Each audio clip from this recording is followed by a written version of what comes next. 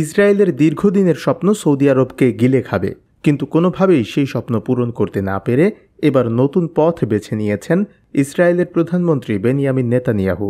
সুযোগ পেয়ে সৌদি আরবকে ভাঙার প্রস্তাব দিয়েছেন তিনি। গাজা থেকে ফিলিস্তিনিদের বাস্তুচ্যুত করতে ইসরায়েলি মার্কিন পরিকল্পনার অংশ হিসেবেই নেতানিয়াহু এমন কথা বললেন। গাজাবাসীকে মিশর ও জর্ডানে স্থানান্তরিত কিংবা গাজা দখলের মতো প্রস্তাব দিয়ে সম্প্রতি হইচই ফেলে দিয়েছেন মার্কিন প্রেসিডেন্ট ডোনাল্ড ট্রাম্প। এই ঘটনায় মুসলিম বিশ্ব কড়া প্রতিক্রিয়া দেখায় সৌদি ও কঠোর ভাষায় এমন পরিকল্পনার সমালোচনা করে। এরপরই বৃহস্পতিবার চ্যানেল 14কে দেওয়া এক সাক্ষাৎকারে নেতানিয়াহু বলেন, ফিলিস্তিনের জন্য রাষ্ট্র গঠনের মতো যথেষ্ট জায়গা রয়েছে সৌদি আরবে। সৌদির ভেতরে একটি ফিলিস্তিন রাষ্ট্র তৈরি করতে পারে দেশটির নাগরিকরা।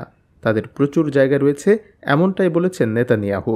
স্বাধীন ফিলিস্তিন রাষ্ট্র প্রতিষ্ঠার বিনিময়ে সৌদির সঙ্গে সম্পর্ক স্বাভাবিক করবেন কিনা এমন প্রশ্নের জবাবে নেতানিয়াহু বলেন, ইসরায়েল রাষ্ট্র ঝুঁকির মুখে পড়ে এমন কোনো চুক্তি তিনি করবেন না। ইসরায়েলি প্রধানমন্ত্রী যুক্তরাষ্ট্র সফরের সময় এই সাক্ষাৎকার নেওয়া হয়। জবাবদিহি ডেস্ক রিপোর্ট।